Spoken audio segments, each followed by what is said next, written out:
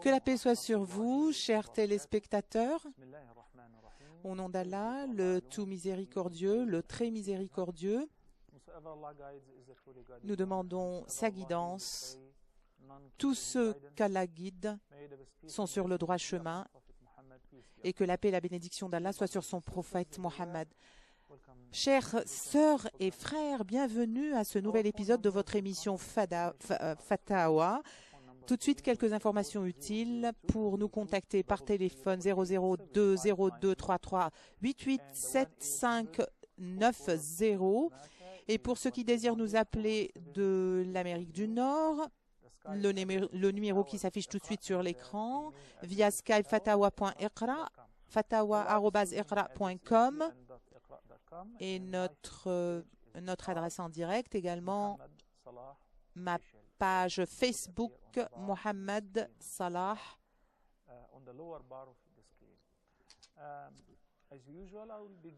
Comme d'habitude, je vais commencer en donnant quelques réponses aux questions que j'ai reçues sur ma page Facebook. La première question nous provient de Ma'moun Sattar, qui nous pose la question de savoir quelle est la différence entre l'ijtihad, la réflexion, et la comparaison par analogie, al-qiyas. Et est-ce que les compagnons ont fait la comparaison par analogie? En ce qui concerne la réflexion ou l'ijtihad, c'est un terme arabe qui a été extrait de jod, et qui veut dire effort. Donc, quand vous faites une réflexion dans le domaine de la jurisprudence islamique, vous déployez un effort. Et bien sûr, vous faites tout cela en vous basant sur des évidences et sur des preuves afin d'étudier tel ou tel cas et voir si vous allez pouvoir utiliser également la comparaison par analogie. Ceci va vous permettre de définir et de voir quel est le cas sur lequel vous travaillez. La comparaison par analogie veut dire mesurer quelque chose en comparaison à autre chose.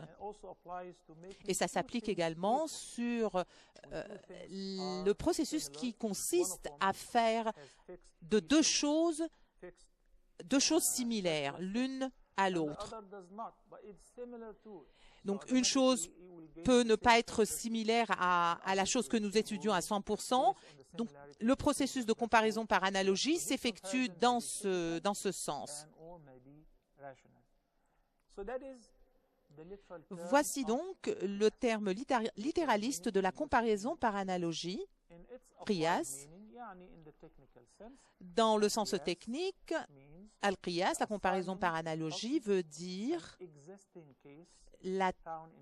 la tâche que nous avons en étudiant le consensus de manière générale des imams et des savants musulmans concernant un sujet quelconque. Et cela veut dire que nous allons utiliser ce consensus pour étudier une loi islamique et pour voir comment ceci s'applique sur le cas que nous étudions. Par la suite, nous allons voir l'effet, le processus de cause à effet dans le cas que nous étudions.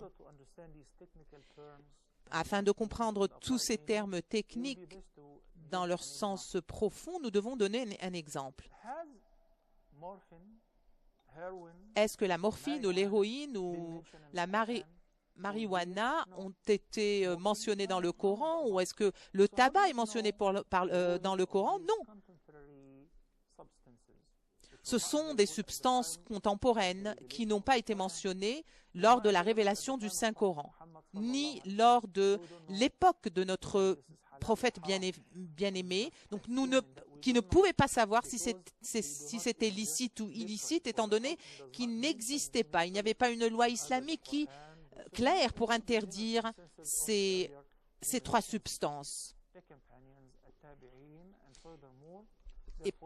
Et ni lors de l'époque également des compagnons de notre prophète bien-aimé. Qu'est-ce que nous allons faire lorsque nous sommes face à une loi, à l'application d'une loi sur ces substances? Eh bien, nous allons apporter une réflexion chacun selon ses capacités, qui va déterminer est-ce que la réflexion est valide pour eux uniquement ou pour les autres également. Et nous allons faire appel à des savants qui ont étudié en profondeur la sunna, la tradition du prophète, que la paix et la bénédiction d'Allah soient sur lui, et ont une longue expérience dans le domaine de l'exégèse. Ce que le commun des mortels n'a pas ou ne détient pas. Ces personnes sont des personnes de confiance qui ont fait une réflexion profonde basée sur leur expérience très riche et ont enrichi la connaissance des musulmans pour nous donner la différence entre le licite et l'illicite. Il y a plusieurs substances qui n'ont pas été, ou plusieurs sujets qui n'ont pas été mentionnés lors de la révélation du Saint-Coran, mais grâce à une réflexion profonde, nous avons pu savoir et déduire est-ce que ces choses sont licites ou illicites. Vous faites cette réflexion lorsque vous n'êtes pas sûr d'une chose. Par exemple, dans quelle direction vous devez vous mettre lorsque vous effectuez votre prière. Est-ce que c'est dans l'angle dans tel angle du soleil ou dans tel autre angle du soleil?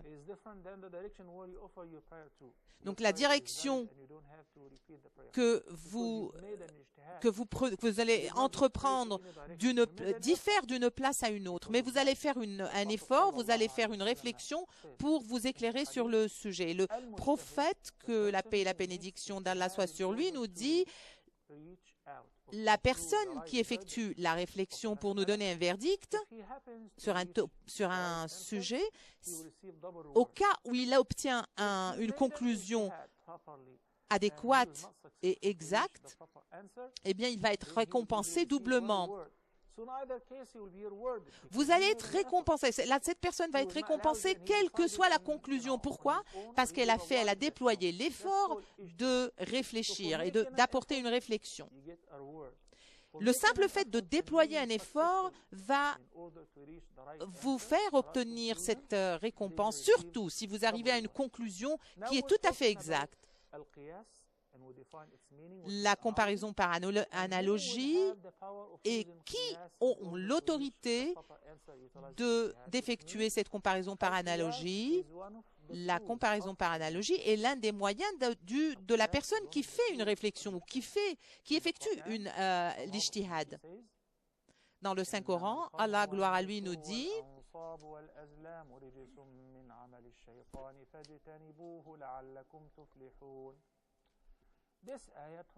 ce verset nous parle de la prohibition de l'alcool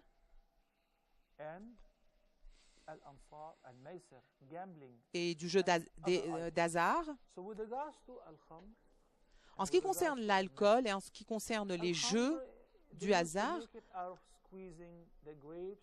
l'alcool, vous savez comment on obtient l'alcool, c'est en pressant les raisins et en laissant le jus de ce raisin pour un certain temps dans une cave.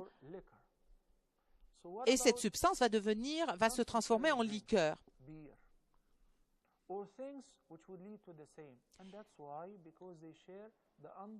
Et c'est pour cela que ceci a été rendu illicite. Pourquoi? Parce que l'effet de cette substance va faire en sorte de mettre un voile sur notre cerveau, va nous empêcher de réfléchir clairement, va nous empêcher de voir les choses clairement, d'où son caractère illicite. C'est pour cela que la drogue, l'héroïne, la morphine, que ce soit dans la forme d'une injection ou de la fumée, ont été rendues interdites et illicites. Pourquoi? Parce qu'elles constituent, leur effet est comparable à l'effet de l'alcool qui place un voile sur notre cerveau et nous empêche de voir clairement. Donc cette comparaison par analogie, en prenant le verset dans le Saint-Coran qui a interdit l'alcool, va faire en sorte d'amener les jurisconsultes à interdire l'usage de ces substances. Et c'est pour cela que ceci va nous montrer ce qui est permissible et ce qui n'est pas permissible. Est-ce que lors de l'époque du prophète, il y avait quelque chose qui s'appelait l'assurance de vie? Bien sûr que non. Alors qu'aujourd'hui, cette ère contemporaine, nous avons plusieurs personnes qui ont recours à ce genre d'assurance, que ce soit de l'assurance de vie, assurance commerciale. Donc, comment allons-nous savoir si c'est licite ou illicite? Les savants musulmans ont étudié le cas et ont conclu du fait que c'est illicite, étant donné que ça a un aspect qui est très similaire au jeu du hasard. Donc, en se basant sur le verset coranique qui a interdit les jeux du hasard, l'assurance de vie devient automatiquement illicite. Et c'est comme cela que nous effectuons ce processus de comparaison par analogie. C'est pour cela que la personne qui effectue la réflexion va nous permettre d'arriver à la conclusion d'appliquer la loi islamique telle qu'elle est. Je voudrais vous dire autre chose également. Les compagnons du prophète, que la paix et la bénédiction d'Allah soient sur lui, n'étaient pas obligés de faire de réflexion en présence du prophète, de notre prophète bien-aimé. Ce que je veux dire par en présence, c'est lorsqu'ils étaient autour de lui. Mais lorsqu'ils étaient lors par exemple d'une expédition ou lorsqu'ils étaient en voyage, eh bien oui, à ce moment-là, ils effectuaient cette réflexion, ils effectuaient l'ijtihad. Et à leur retour, ils avaient l'habitude de partager avec notre prophète bien-aimé les résultats de leurs réflexions, et le prophète, que la paix et la bénédiction d'Allah soient sur lui, avait l'habitude de soit approuver ou désapprouver leurs réflexions. Le prophète, que la paix et la bénédiction d'Allah soient sur lui, donnait de nombreux exemples pour son accord ou son désaccord sur telle ou telle réflexion. Par exemple, le prophète nous dit ceux qui croient en Dieu et en son dernier messager ne doivent pas prier à l'Asr dans les lieux de Bani Quraïda jusqu'à ce qu'ils arrivent à Bani Quraïda, dans les lieux de Bani Quraïda. Que veut dire cette exhortation?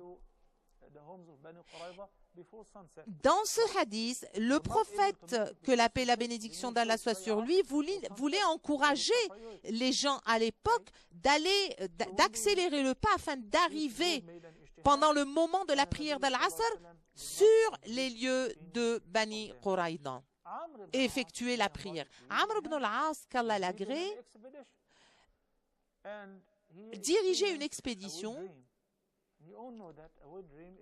et a fait un rêve à caractère sexuel.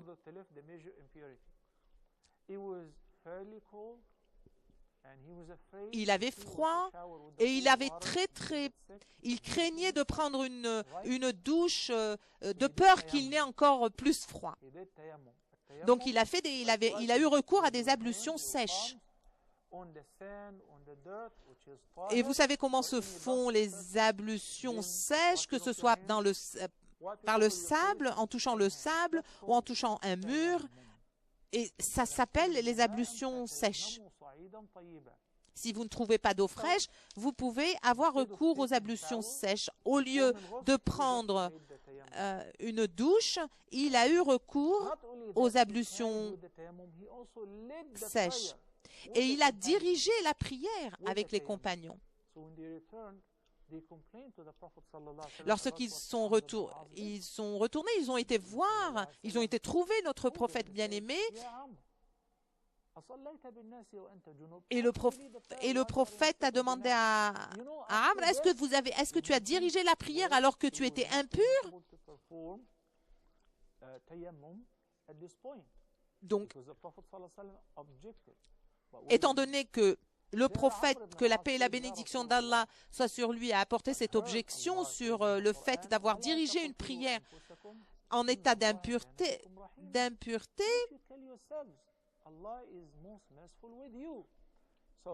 on pourrait croire que ceci est complètement interdit. Mais il y a un certain caractère de miséricorde également pour les gens qui n'ont pas d'autre choix que les ablutions sèches. Et la preuve, c'est que le prophète a souri et ceci a été considéré comme une approbation exprimée par le prophète pour ce cas bien en particulier. Qu'est-ce que Amr ibn al-As a fait? Qu'est-ce qu'il a fait? Et il a eu recours à ces ablutions sèches. Donc, en faisant cette comparaison par analogie, nous pouvons savoir que parfois, il y a des cas où les ablutions sèches en cas d'impureté est possible. C'était la première question qui m'a été posée et qui a trait au principe de la jurisprudence. Parfois, c'est très dur, surtout pour ceux qui ne savent pas très bien ce que veut dire certains termes comme l'ijtihad et el qiyas, la comparaison par analogie. Un des compagnons a été blessé sur le champ de bataille.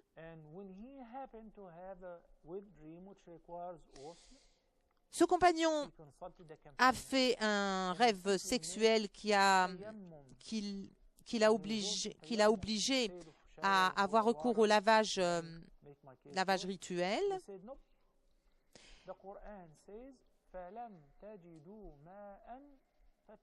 Mais il a choisi de faire les ablutions sèches et on lui a dit que le Coran est très clair. Si tu ne trouves pas d'eau fraîche, à ce moment-là, tu peux avoir recours aux ablutions sèches. Si jamais tu ne peux pas trouver de l'eau fraîche, à ce moment-là, la seconde option, c'est d'avoir recours aux ablutions sèches.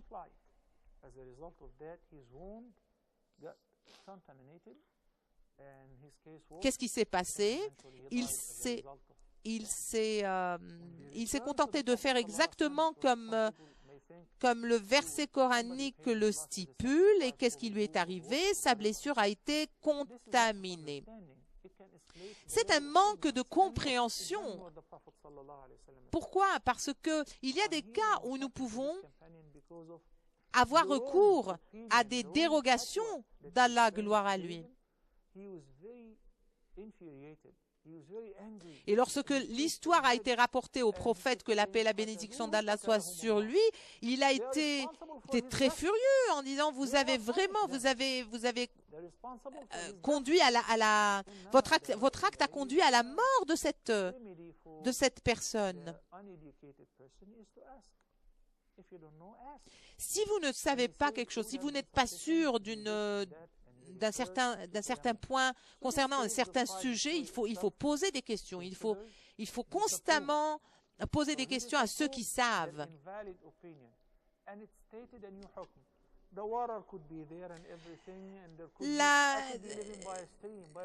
Je pourrais facilement vivre à côté d'un lac ou d'une rivière, utiliser l'eau fraîche qui est à ma disposition.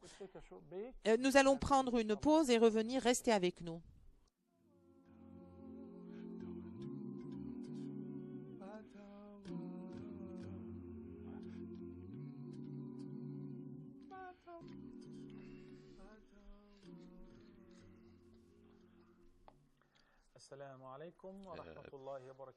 Que la paix soit sur vous, chers téléspectateurs, et bienvenue encore une fois. Donc, il y a une question également de notre frère Karim Ahmad, et il dit dans sa question, j'ai 43 ans, j'ai commencé à jeûner à l'âge de 25 ans, et je remercie Dieu que je fais le jeûne, que je jeûne tous les mois de Ramadan. Donc, il pose sa question, est-ce que je dois jeûner pour les années que j'ai manquées?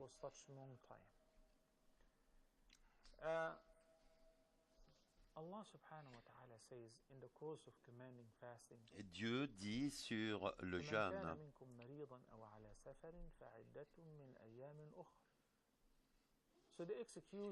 donc l'excuse de ne pas jeûner pendant le mois de Ramadan et que être malade ou tu peux être en voyage. Étant donné que tu es en bonne santé, donc on doit jeûner. Étant donné que tu n'étais pas en voyage, donc tu dois jeûner. Donc il y a des excuses pour les femmes qui ont leur menstrues pendant le mois de jeûne. Et dans l'autre cas, Dieu a dit, et ce qui veut dire que vous devez récupérer les jours auxquels tu as manqué le jeûne. Si vous avez manqué aux 7 jours, tu dois jeûner 7 jours. Donc, il faudrait bien sûr prendre en considération tout cela. Donc, vous devez récupérer les jours manqués. Donc, il y a des excuses pour ne pas jeûner. Donc, et quand on parle également aussi de ceux qui ne jeûnent pas ou qui manquent les jours de jeûne sans aucune excuse.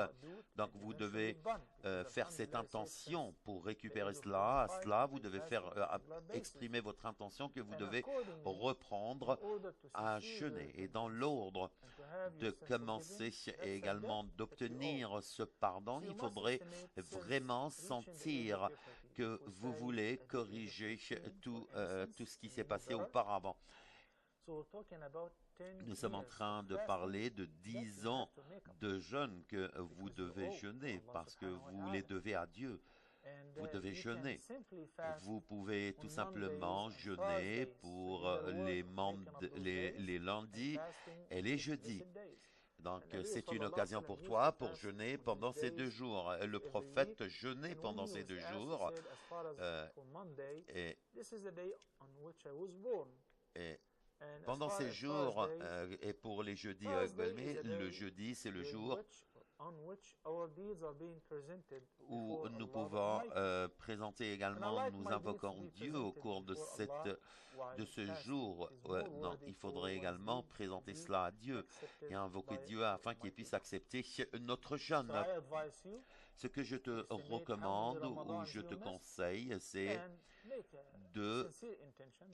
d'avoir cette intention de commencer, de récupérer tous les jours manqués et de commencer à jeûner les lundis et jeudis et le faire également et de saisir cette opportunité de jeûner tant que tu peux.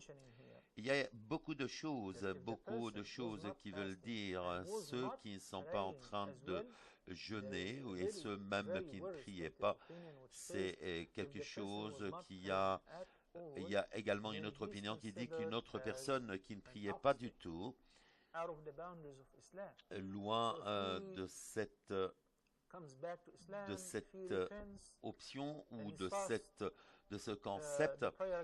Donc, pour commencer à prier et pour commencer également à jeûner, donc vous êtes demandé à vous repentir et vous êtes demandé également vous n'êtes pas demandé peut-être de reprendre à jeûner ou de récupérer tous les jours car vous n'étiez pas musulman auparavant. Donc c'est pour cela seulement de vous repentir et que vous êtes devenu musulman et de commencer à jeûner et à prier.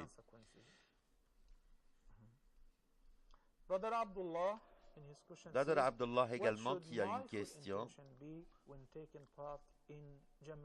Donc, quelle intention dois-je prononcer quand je suis dans la jama'a ou le groupe ou comment je dois formuler l'intention? C'est dans le cœur tout d'abord. Vous ne devez pas faire face ou vous ne devez pas la prononcer directement. Et c'est le cas comme faire les ablutions et de commencer peut-être pendant que vous êtes en train de conduire ou de marcher ou vraiment de vous rendre à la mosquée. C'est une intention pour vous.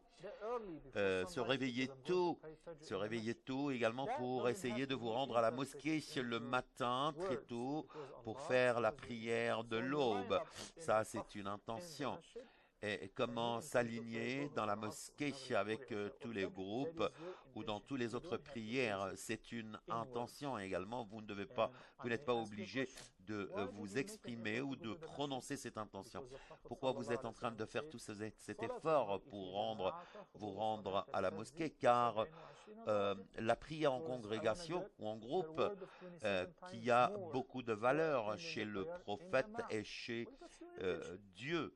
Et c'est là il y a cette intention, car nous sommes récompensés plus en faisant cette prière en congrégation, mais vous devez, c'est entre vous et Dieu, et Allah. Dieu sait très bien tout ce qui se passe dans ton cœur, dans cette intention, donc tout est exposé pour Allah. Et si vous êtes malade, vous essayez de vous invoquer Dieu. Et si vous avez des problèmes financiers, donc même si vous avez n'importe quel problème, que ce soit la maladie ou d'autres problèmes comme problème financier, c'est un effort déjà de se lever et de vous rendre à la mosquée et de faire la prière. Donc Dieu sait très bien ce qui se passe dans le cœur. L'autre question, donc quand je prie, quelle serait mon intention? Donc, quand je prie les 3 inclinaisons, par exemple, quelle est l'intention? Ou plutôt al-qibla, ou également at-taslim. Vous savez ce que vous dites ici, pour être franc avec vous, c'est quelque chose qui doit être bien présenté, que ce soit pendant la Umrah, le petit pèlerinage. Non, il y a beaucoup de choses qui nous permettent à voir les choses dans leur sens. L'imam, quand il finit la Fatiha des fois, il reste en train de formuler cette intention et il est en train de parler doucement tous ces mots, ensuite d'exprimer cette intention qu'il a décidé de prier. Par exemple, de prier Salat ad-Dohr tout en se dirigeant ou peut-être en se rendant directement vers la Qibla. Beaucoup de choses, il y a des milliers qui sont en train de faire face à la Qibla. Et donc, Dieu connaît très bien ton intention, donc il sait très bien ce que tu sens et tes intentions pendant ou avant la prière. Donc, ce qui détermine cela, c'est le cœur. Donc, dans le concept de khushu', par exemple, c'est toute cette attention pendant la prière, se tenir debout directement et se tenir debout comme un objet. Mais des fois, tu trouves que ton esprit est ailleurs. Vous n'êtes pas en train de faire le khushu' ou se concentrer pendant la prière. Et Dieu sait très bien. Il ne connaît pas peut-être ton intention, il connaît ton intention. Si vous êtes en train de prier les 2 inclinaisons ou dans le haram ou ailleurs, vous n'êtes pas obligé de dire ce que vous êtes en train de faire. L'intention, c'est niya en arabe, qui veut dire, c'est niya, l'intention. Ce qui veut dire anoua. Anoua, ce qui veut dire, c'est le noyau. Normalement, c'est le noyau qui est couvert par toute cette chair, que ce soit dans le fruit ou dans les légumes ou les fruits. Donc, pour prier aussi, merci Dieu, le prophète a rendu cela très facile pour nous. Il y a beaucoup de méthodes pour faire prier. Tout simplement, nous pouvons prier 2 rak'at, 2 inclinaisons, ensuite de faire le tashahhud, ensuite de taslim. Donc, les 3 sont appelés al-witr. Ensuite, nous pouvons faire la prière de witr. Donc, c'est 3 rak'at, shafa' witr. Ou peut-être des fois pour la dernière inclinaison, ils peuvent devenir 5, 7. Donc, une raka'a ou une inclinaison, quand il s'agit ici des prières impaires ou paires, donc il faudrait, c'est quelque chose, c'est une opinion, c'est une méthode de prier. Par exemple, 2 inclinaisons avec tashahhud et taslim.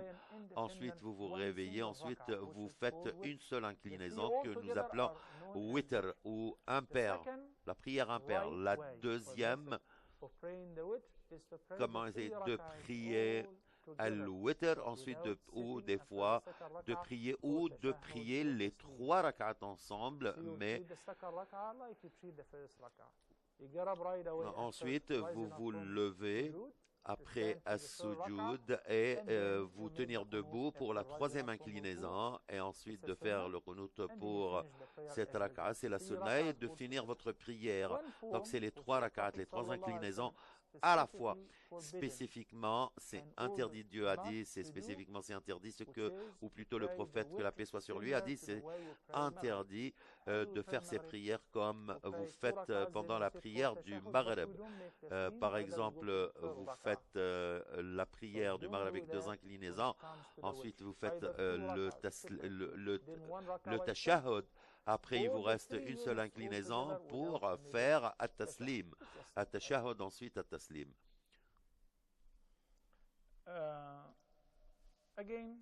Encore une fois, la 3e question de notre frère Abdullah. Quel est le mouvement authentique avec l'index, le doigt index pour faire le tashahhud?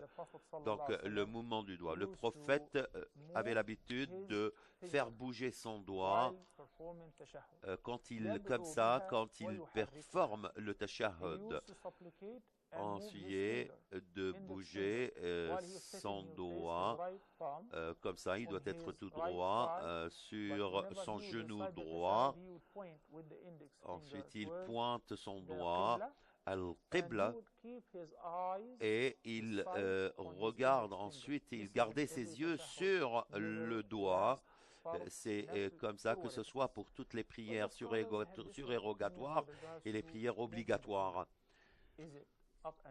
Est-ce que c'est du bas vers le haut vers le bas, ou vers la gauche ou la droite? Comment nous le faisons bouger? Vous le faites bouger quand vous dites Ashhadu an la ilaha illallah. Tout cela, ce que nous appelons, c'est la réflexion, ijtihad. Et comment décrire surtout comment bouger le doigt ou comment... Donc, le plus proche de cela, c'est de garder le doigt en direction de la Qibla pendant que nous mettons la main sur le genou droit. Et puis, vous pouvez le bouger pendant que vous faites le doigt, l'invocation. Que Dieu prie sur ton prophète Mohammed. Et quand vous finissez l'invocation, vous pouvez faire bouger votre doigt. Et dans le hadith, notre prophète, que la paix soit sur lui, avait l'habitude de réciter ce dua après chaque tashahhud, dit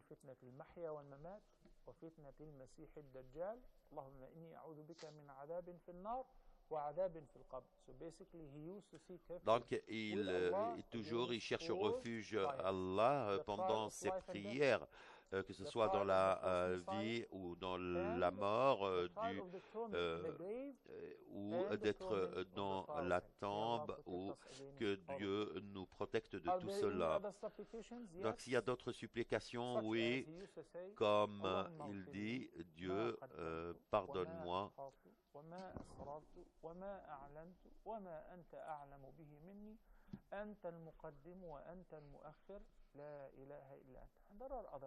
Donc il y a beaucoup de supplications. Si je ne connais pas ces supplications, est-ce que je peux prier pour moi-même? Moi-même, oui, tu peux le faire, car c'est une des supplications et de dua ou qui doit être acceptée. Donc j'ai fini avec les 3 questions de notre frère Abdallah. Barira Nasser, notre sœur dit, je veux poser la question, est-ce que c'est permis de, si vous leur donnez à manger et vous leur donnez l'eau, vous pouvez garder ces bêtes? Oui, parce que ce qui est prohibité, c'est de garder ces animaux qui ne peuvent pas communiquer avec nous, parce qu'ils ne peuvent pas, par exemple, crier pour demander l'aide et qu'on ne vient pas à leur aide, ensuite ils meurent. Et le prophète, que la paix soit sur lui, nous a tous parlé de cette femme qui emprisonnait un chat. Elle n'a pas laissé ce chat partir pour chercher la nourriture. Elle lui a pas donné la nourriture et que cette femme était dans l'enfer en raison de son comportement, car elle lui a pas donné à manger et elle l'a pas laissé aller chercher cette nourriture ailleurs. C'est pour cela qu'elle est entrée en enfer. Et le prophète a dit, et de considérer cela, ce qui s'est passé après sa mort. Donc, quelle est cette expérience dans la tombe et ce qui peut se passer? Il y a des conséquences très sévères, comme que ce soit emprisonné, comme par exemple emprisonner un animal jusqu'à sa mort. Donc, ce qui explique que l'islam, nous devons être très tolérants, nous devons également avoir de la pitié pour les autres, l'amour pour les autres, pour les animaux, et même que ce soit pour les animaux, comment les nourrir, leur donner à boire, leur donner à manger, et que nous devons respecter ce comportement. Notre sœur Samia de Danemark, que la paix soit sur toi. Wa alaykoum salam. Cher, comment allez-vous, cher? Je vais très bien, merci. Comment allez-vous? Je vais très bien, moi aussi, merci. Est-ce que vous avez une question à poser? J'ai quelques questions, oui. I used to read Durud Tanjina, Durud Taj, Durud Nariya, Durud Muqaddas. Je lis tous ces ouvrages sur Durud et également sur les invocations. Et maintenant, j'ai arrêté pour quelques jours parce que j'ai le doute si je peux le lire ou je ne peux pas le lire.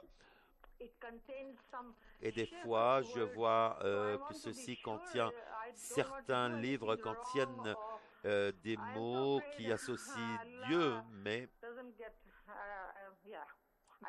et je ne veux pas être impliqué à cela et je suis très inquiète de cette situation. Est-ce que vous avez d'autres questions, Samia? Non, non, merci, j'ai seulement cette question. Merci, Samia. Éventuellement, donc, je dois travailler avec mon farsi et urdu pour mieux comprendre tous ces ouvrages que vous avez mentionnés. The Droul,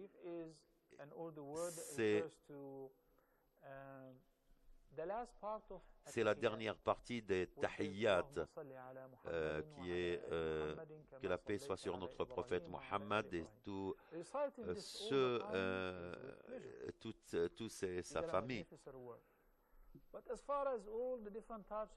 Donc il y a différents types d'oud que vous avez mentionnés, Nariya, Salatun Nariya, ou la prière de l'enfer, c'est quelque chose qui est invalide. Beaucoup de termes que vous avez mentionnés, je ne les ai pas compris, car vous pouvez me les envoyer directement par email ou car il y a certains mots que je n'arrive pas à comprendre, mais peut-être que vous pouvez les copier, vous pouvez me les envoyer. Je vais voir les références afin que je puisse te répondre et pour voir si elles sont authentiques ou pas. Donc ce que je peux faire, c'est de dire que la paix et les bénédictions de Dieu sur notre prophète Mohammed. Merci notre sœur Samia du Danemark. Notre sœur Zahira, elle a deux questions, mashallah. La première question, c'est sur la aqiqa. Ce qui me concerne, c'est sur comment égorger un animal, ou que ce soit égorger un animal ou une vache ou un mouton, ou immoler cet animal, par exemple, où il y a une partie qui doit être donnée. Donc, je vais te répondre sur al-aqiqa. Al-aqiqa, qui a été mentionné par notre prophète Mohammed, que la paix soit sur lui, c'est comme un animal, que ce soit un mouton et deux moutons pour un garçon, et un mouton pour une jeune fille. Donc, chaque nouvelle naissance est liée avec sa aqiqa.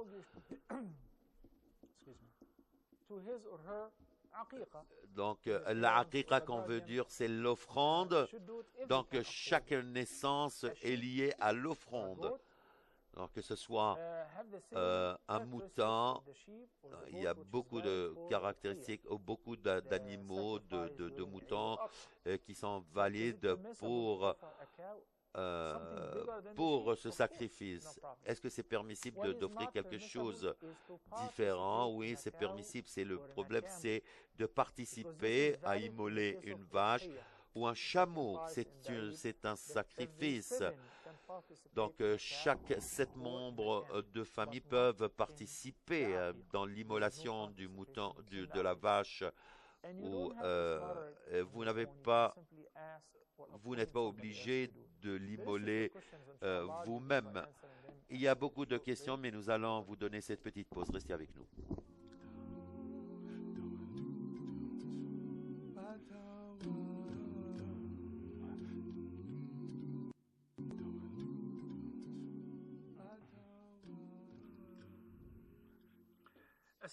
Que la paix soit sur vous, chers téléspectateurs, et bienvenue à nouveau. Notre sœur Zahira a posé une deuxième question concernant l'offrande et la walima, la walima qui est un banquet. Plusieurs savants disent que ça ne fait pas partie de la tradition de notre prophète bien-aimé, alors que d'autres l'ont rendue permise.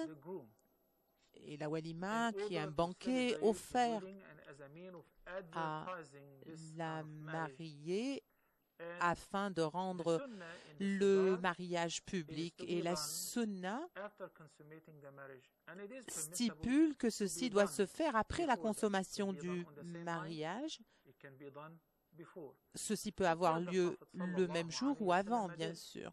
Mais le prophète, que la paix soit sur lui, lorsqu'il a épousé Zainab qu'Allah l'agrée, il a offert ce banquet après le mariage.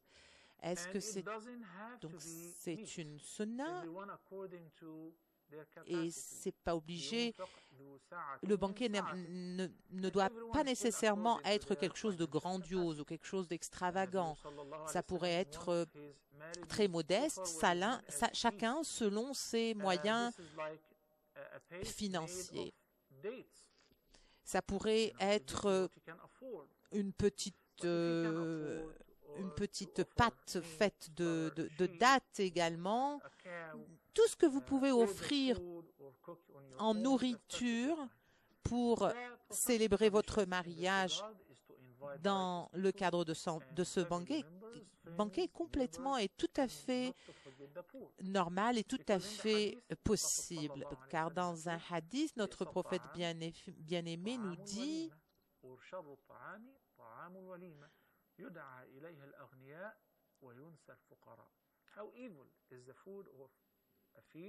Il est très néfaste et pas du tout recommandé d'offrir la nourriture de ce banquet aux riches alors que les pauvres n'y ont pas été conviés.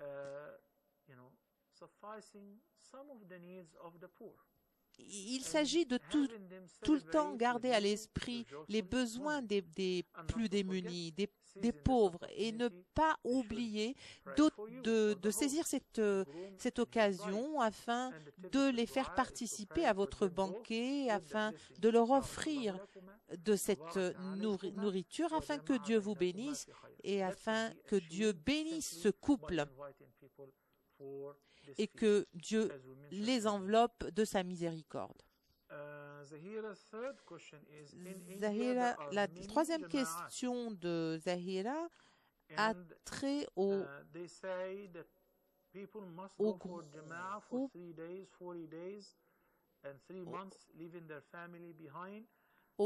de savants qui disent que les musulmans doivent joindre ces groupuscules pour la prédication ou pour le prêche pendant quelques jours et s'éloigner de leur famille. Est-ce que c'est authentique? Est-ce que c'est authentique? Est-ce que c'est permissible de faire cela? En effet, la tâche de donner la da'wa ou de faire la prédication ou d'appeler au message d'Allah est incombe à chaque musulman. Appelle à mon chemin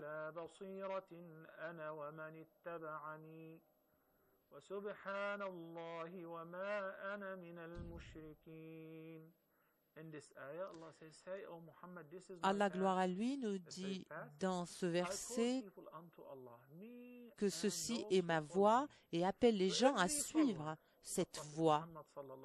Donc chacun de nous doit suivre l'exemple de notre prophète bien-aimé en répandant le message de l'islam, informer les autres de ce message et également en faire part aux non-musulmans afin de les appeler à joindre le bien et abandonner le mal.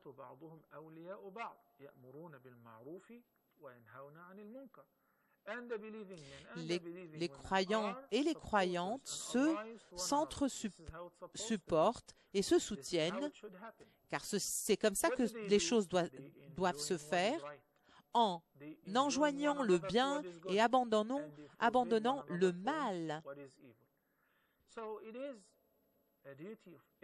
C'est le devoir de chaque musulman de le faire.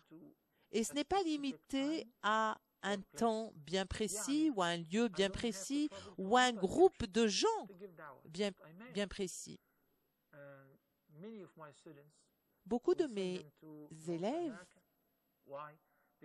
envoyés dans le nord de l'Amérique, parce qu'ils sont bien qualifiés, ils sont bien placés pour prêcher le message de l'islam. Ces personnes sont bien qualifiées pour le faire. Et cette personne va pouvoir voyager d'une place à une autre pour appeler les gens à l'islam. Qu'est-ce que vous leur apprenez?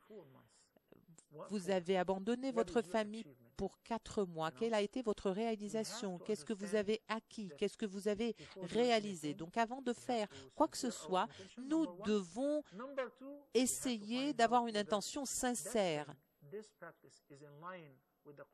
et essayer de voir bien sûr si ceci est compatible avec la sunna et les préceptes de l'islam. Que la paix soit sur vous, notre sœur Amina des États-Unis. Que la paix soit sur vous, cher Saleh. Vous nous appelez de quel État aux États-Unis? De Kentucky. Allez-y, posez votre question.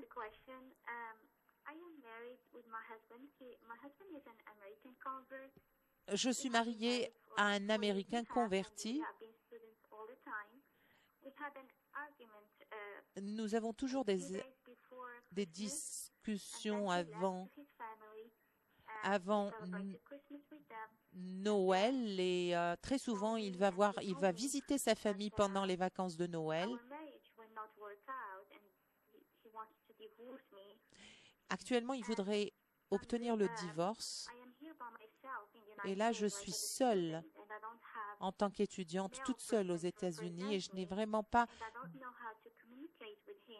beaucoup de gens pour me conseiller et pour me donner la meilleure des façons de communiquer avec mon mari. Vous êtes d'où? Je suis du Maroc. Quel est le centre islamique le plus proche de vous? Est-ce que vous avez l'habitude de vous rendre dans des centres islamiques là où vous êtes? Je ne vous ai pas bien entendu, excusez-moi. Est-ce qu'il y a un centre islamique à côté d'où vous habitez? Oui. Je suis venue aux États-Unis pour étudier et je me suis mariée avec mon mari qui s'est converti à l'islam, mais là, je ne sais vraiment pas quoi faire avec ma situation. Il voudrait divorcer. Je vous ai posé la question de savoir est-ce qu'il y a un centre islamique très proche d'où vous habitez. Je n'ai pas l'impression de vous avoir bien entendu, mon cher. Très bien. Lorsque vous allez raccrocher, nous allons répondre à votre question. Vous pouvez continuer à nous suivre pour obtenir la réponse que vous souhaitez. Merci, ma sœur Amina. Je suis vraiment désolée d'entendre tout cela. Malheureusement, ceci arrive très souvent en Occident, que ce soit dans le nord de l'Amérique ou partout où nous allons en Occident. Même s'il n'y a pas de restrictions en islam pour interrompre le mariage lorsque l'alchimie n'est plus là, mais vraiment le problème apparaît lorsque les époux sont de deux cultures différentes. C'est pour cela qu'il n'y a pas de compromis, il n'y a pas de concessions qui sont faites dues à la différence de culture. C'est pour cela que tout cela doit être communiqué clairement depuis le début. Vous nous avez dit que votre mari est musulman. Et en raison d'une discussion un peu chaude qui a eu lieu entre vous deux, il a décidé de quitter et il voudrait divorcer. Vous vous retrouvez dans une situation où vous ne savez pas quoi faire et vous avez besoin de conseils. Est-ce que je vous ai posé la question de savoir est-ce qu'il y a un centre islamique qui est proche de vous afin que vous puissiez voir et consulter l'imam de ce centre, étant donné que vous êtes sans gardien, sans wali, sans une personne qui pourrait prendre soin de vous.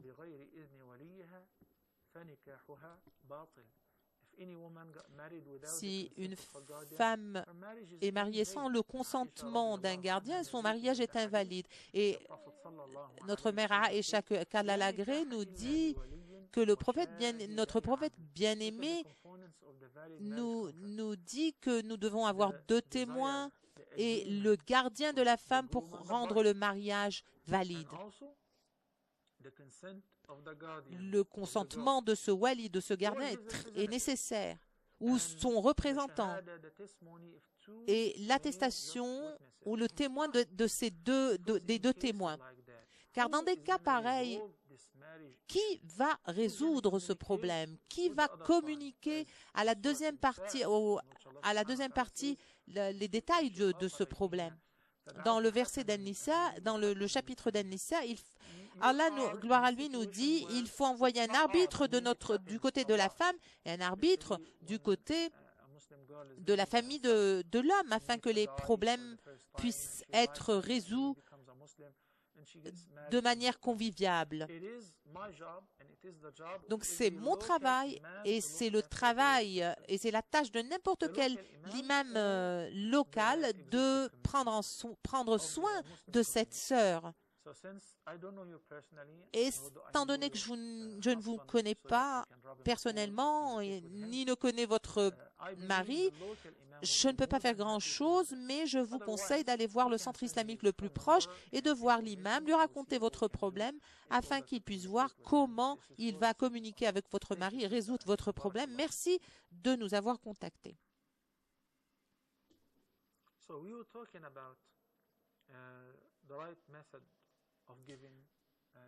Nous étions en train de parler de la meilleure méthode de donner la da'wa ou de répandre le message de l'islam. Le prophète était le meilleur des da'i, le meilleur des prédicateurs. Pourquoi ne suivons-nous pas ces pas?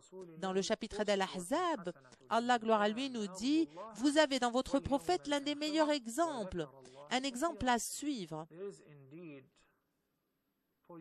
Il y a effectivement pour vous, dans le messager d'Allah, Mohammed, que la paix et la bénédiction d'Allah soient sur lui, le meilleur exemple.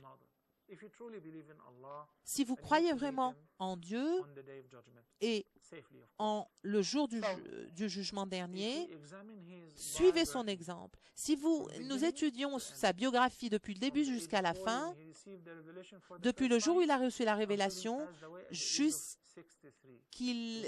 ce qu'il décéda, est-ce que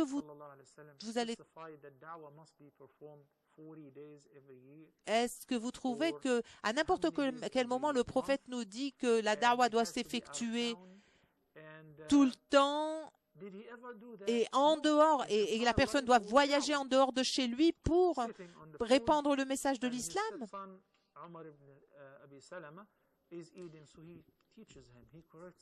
Le prophète, que la paix et la bénédiction d'Allah soient sur lui, avait l'habitude d'éduquer les gens, avait l'habitude de leur apprendre des choses, et ceci faisait partie de sa da'wa, faisait partie de son prêche. Il a même changé certains prénoms, de Asiya à Jamila, par exemple. La da'wa, c'est vraiment consiste à changer des choses que vous voyez sujettes au changement, du mal vers le bien. Mais est-ce que ceci doit se faire par le biais d'un groupe, par un certain groupe de personnes? Ceci doit remplir de conditions sans lesquelles votre prêche ne peut pas être valide. La première condition, c'est la sincérité, et la deuxième, c'est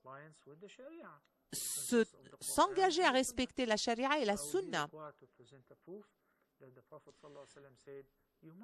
Le prophète, que la paix et la bénédiction d'Allah soient sur lui, nous dit que vous devez consacrer. Est-ce qu'il nous dit que nous devons consacrer 3 jours ou une semaine ou un mois pour la da'wa? Non. Nous, en tant que musulmans, nous devons nous doter de professionnalisme et nous devons être très spéciaux. Même en médecine,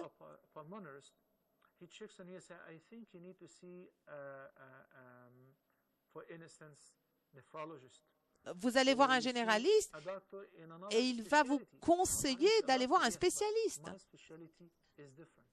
Pourquoi? Parce que sa spécialité est différente du médecin qu'il vous insiste à aller voir. Pourquoi? Parce qu'ils ont une meilleure connaissance. Donc, en ce qui concerne la da'wa ou la prédication, nous ne devons pas faire des choses qui ne sont pas du ressort de la spécialité. Il faudra avoir une référence très exacte pour faire le prêche ou pour faire la prédication.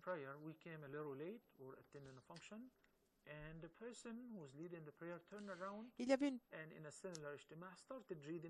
avait une personne qui faisait la prière un jour et qui s'est retournée et a commencé à lire un livre. Et lorsque nous avons tous fini de prier, mon collègue s'est retourné vers cette personne et lui a dit, « Je vous ai entendu dire que dans le hadith authentifié par l'imam Muslim, que dans le hadith Wala Tadabaru, vous avez dit, vous avez donné une certaine explication.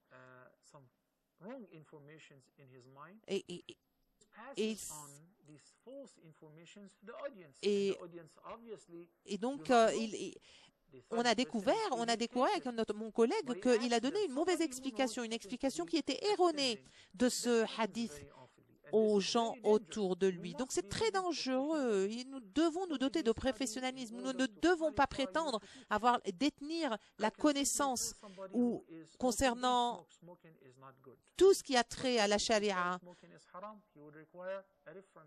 Lorsque vous dites par exemple que fumer est illicite, vous devez également vous référer à quelque chose de solide pour rendre votre jugement, le jugement que vous apportez concernant le tabac, exact. Bien sûr, vous pouvez lorsque vous allez conseiller qu'une personne de porter le hijab, lui dire « Je vous conseille de le faire parce que c'est mentionné dans le Coran. » Mais lorsque vous êtes là à délivrer une information, donner un discours, vous devez faire très attention. Ne pas induire les gens en erreur, ne pas faire en sorte de donner des explications erronées. Et notre prophète, que la paix et la bénédiction d'Allah soit sur lui, nous a mis en garde contre de telles choses, de telles prétentions. Lorsque nous prétendons détenir une connaissance quelconque et que nous sommes... Une pause, nous reviendrons.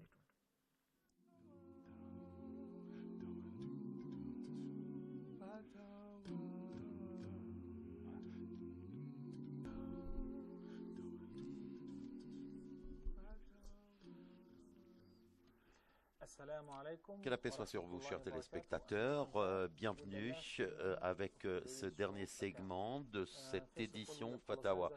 Tout d'abord, je suis désolé de vous dire que je ne peux pas recevoir vos téléphones sur Skype car il y a des problèmes techniques et je souhaiterais pour la prochaine fois de recevoir tous vos coups de fil. Notre sœur Tabriz qui a quelques questions. La première question, elle voulait savoir sur les anges. Est-ce que l'ange Gabriel est toujours en vie? Est-ce qu'ils ont des générations comme les humains? Est-ce que vous pouvez me dire sur cette question? Tout d'abord sur les anges, le prophète, que la paix soit sur lui, a dit « Les anges ont été créés de lumière et les djinns ont été créés du feu. » Les anges que Dieu obéissent toujours à Dieu et font ce que Dieu les ordonne à faire. Donc, ils sont toujours commandés. Les anges ne mangent pas, ne boivent pas, ne se marient pas. C'est quelque chose qui est magnitude également. Le hadith de notre prophète, que la paix soit sur lui, a dit que sur l'ange, donc il a vu cette maison et qu'il était également au paradis, en ligne sur la Kaaba, en direct de la ligne directe sur le Kaaba. Il a dit que plus beaucoup d'anges rentrent cette maison, cette demeure sacrée. Donc il y a beaucoup de nombres. Ils sont nombreux, les anges sont nombreux. D'autres hadiths a dit Et ce qui veut dire que le paradis peut être très proche. Donc, il y a beaucoup d'anges au ciel, ceux qui sont en train d'invoquer Dieu. Ils ne se marient pas, ils n'ont pas d'enfants. Et je pense que c'est la réponse à ta question. Si l'ange Gabriel, que la paix soit sur lui, est toujours en vie, oui, il est toujours en vie. Et il va rester en vie jusqu'au jour du jugement, quand Dieu lui demande il va tout de suite être conduit avec les anges de la mort jusqu'après pour lui commander. Il va appeler, comme il a été mentionné dans le Coran, à qui la vie éternelle. Donc, sauf Dieu, l'unique a dit seulement pour Dieu. Dieu, c'est le seul qui est l'irrésistible. Nushin également dit, il a également sur d'autres questions, dans le site web, je vais essayer de voir le site web et je vais peut-être un petit peu expliquer, je ne veux pas vous donner ma réaction sur ce site web avant de voir ce site web. Essayez de comprendre le Coran et dans la science. D'où pourrais-je commencer? C'est quelque chose qui est très beau. C'est quelque chose qui te permet également de comprendre cette langue, la langue de Dieu, la langue du Coran. Certaines personnes, comme vous le savez, ils sont en train de préfabriquer des hadiths de plusieurs. Ils essayent de se forcer également de préfabriquer ces hadiths. Mais le Coran a été, comme vous savez, révélé directement. Et c'est bien de comprendre tous ces mots, les paroles d'Allah dans le Coran. C'est quelque chose qui te permet, comme elle dit, notre sœur, elle sait lire l'arabe, mais elle ne sait pas des fois le sens des mots. Beaucoup de gens, ils lisent, mais ils ne comprennent pas le sens. Et nous savons très bien que la majorité des musulmans, ou peut-être 80% des musulmans ne sont pas des Arabes. Comment ils lisent le Coran en arabe? Ils ne comprennent pas le Coran, ils ne comprennent pas le sens des paroles de Dieu. Mais ayez confiance, faites-moi confiance. Vous pouvez, dans n'importe quelle langue, elle ne peut pas vous donner le sens exact du sens qui a été donné par Dieu. Même si vous essayez de traduire le Coran, il y a beaucoup de sites web, il y a beaucoup d'outils, des sens en arabe qui ont essayé de reproduire les phrases ou de les reconstruire, pardon. C'est quelque chose qui est relié directement et vous pouvez chercher par le Coran et je souhaite que Dieu rendra cette tâche plus facile pour vous. Alfia a dit, notre sœur, elle a dit comme une musulmane, elle dit, qui est devenue musulmane, ils ne savent pas que je suis devenue musulmane. Ma mère m'oblige à épouser une communauté chiite. Donc, et vous savez très bien qu'ils sont en train de performer l'innovation à Shirk et beaucoup de choses. Est-ce que vous pouvez m'aider, s'il vous plaît, pour l'amour de Dieu? Je peux vous donner une réponse, je peux faire une invocation pour vous, mais la décision serait la vôtre dans l'islam. En islam, et en ce qui concerne toute la Ummah ou la nation, donc on ne peut pas obliger une femme à épouser quelqu'un au-delà de sa volonté. Il faudrait voir aussi, car pour n'importe quelle raison, elle a le contrôle total de son choix pour épouser l'homme qu'elle désire. Et vous pouvez faire ce choix juste, mais il faudrait il ne doit pas y avoir cette pression psychologique ou autre pression qui peuvent agir sur votre décision. C'est une chose qui est permissible en islam. Si vous êtes un homme ou un jeune homme ou une jeune fille, vous avez le total droit de ne pas épouser quelqu'un si vous êtes forcé à le faire. Même si vous décidez aussi de vivre toute seule ou de vivre avec une famille musulmane, mais il faudrait appeler votre famille à comprendre pourquoi ils ont pris cette décision. Et c'est une chose qui est très importante de voir cela. Je pense pas que vous devez être sous pression pour une longue durée. Je souhaite qu'Allah puisse trouver ou résoudre ton problème et t'aider à résoudre ton problème. Il y a beaucoup de questions de la part de plusieurs personnes comme NGKS, c'est un nom, c'est une abréviation pour son dernier nom. La question dit, dans la première question, pourquoi les humains,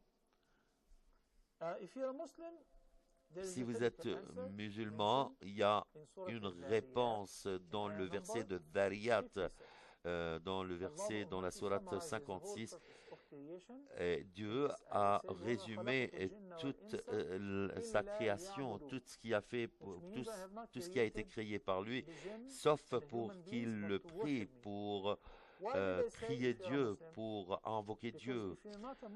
Si vous n'êtes pas musulman, vous devez reprendre cela et vous devez comprendre que nous étions tous créés pour prier, nous avons été tous créés pour prier Dieu, pour également se soumettre à la volonté de Dieu, et que ce soit dans le Coran ou dans la Sunna. Nous devons savoir que c'est quelque chose qui peut nous permettre de comprendre cette situation. Il ne faut pas prendre que ce que nous comprenons, que Dieu nous a créés peut-être pour être au service de quelqu'un. L'obéissance à Dieu, la dévotion, et pour être récompensé de tous nos actes. Vous savez très bien que les humains et les djinns ont été mentionnés dans ce verset 56 de le verset Ad-Dhariyat, le chapitre 51. Tout a été mentionné, et ce qui nous donne également le choix libre. Donc, bienvenue à toi, notre frère Mukhtar. Comment allez-vous, notre frère? Je vais très bien, merci. J'ai une seule question.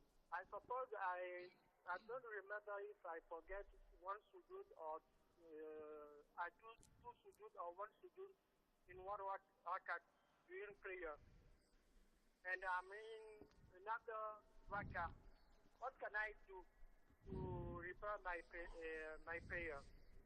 Okay. And in case I'm not good about sujood, what can I do? Donc, si je ne peux pas faire le sujoud, qu'est-ce que je peux faire? Cette prosternation, qu'est-ce que je peux faire? Brother Mukhtar from Benin. C'est notre frère Mukhtar de Bénin. So the two species, the jinn and the human beings, donc, les djinns et les êtres humains nous ont donné ce choix libre. C'est quelque chose qui nous permet d'être très spécifique pour être, c'est un choix libre, car Dieu a dit dans le Coran, ce que vous voulez, c'est de votre choix, tant que c'est le choix de Dieu. Mais vous pouvez bien sûr, et vous pouvez vous mériter ce que vous voulez. Moi, j'aimerais bien être guidé, de rentrer au paradis, et j'aimerais aussi être récompensé, mais si Dieu ne le veut pas, vous n'allez pas l'être. Donc, c'est Dieu qui le veut tout d'abord. Donc, ce choix libre, ce que nous appelons cela comme le choix libre, le libre choix, ceci de voir une seule chose, c'est l'obéissance ou la désobéissance, la croyance ou ne pas croire, ce qui veut dire que Dieu a envoyé tous ces messagers et il a révélé à eux que ce message doit être communiqué pour les nations sur Dieu et ce qui est Dieu. Et les gens ont tout le choix de croire ou de ne pas croire. Et ceci est basé sur votre choix, sur votre conviction. Donc, et vous devez assumer toutes les circonstances. Ceci est un sens sur l'objectif de cette vie. Nous sommes tous humains et djinns, nous avons été livrés à ce choix libre. Et Dieu a dit, donc il y a les deux chemins, nous avons les deux chemins, donc il y a deux chemins, le mauvais, le bon, et il y a également ceux qui nous guident vers le bon, le droit chemin, vers le mauvais chemin. C'est de notre choix de faire cela ou cela. Personne n'est forcé à faire quoi que ce soit. De le désobéir, de boire ou de commettre l'adultère. Donc c'est nous de faire ces choix. C'est nous assumons la responsabilité de nos actions. Je vais répondre à notre frère Mokhtar. Donc si nous avons oublié une prosternation ou une inclinaison, si nous oublions après que nous finissons Tahiyyat, il faudrait prier 2 prosternations. C'est des prosternations d'oubli. Dans cette prosternation que vous avez oubliée, que ce soit dans la 2e, la 3e, la 4e, et vous vous rappelez uniquement, peut-être que c'est la fin d'être, donc vous êtes demandé de refaire toute l'inclinaison, car sinon ta prière est invalide. Dans cette prosternation, vous devez recommencer également le sujoud, la prosternation, ensuite de faire la prosternation et de recommencer la prière normale et de prier également la prosternation de l'oubli. Il y a également quelques questions très intéressantes.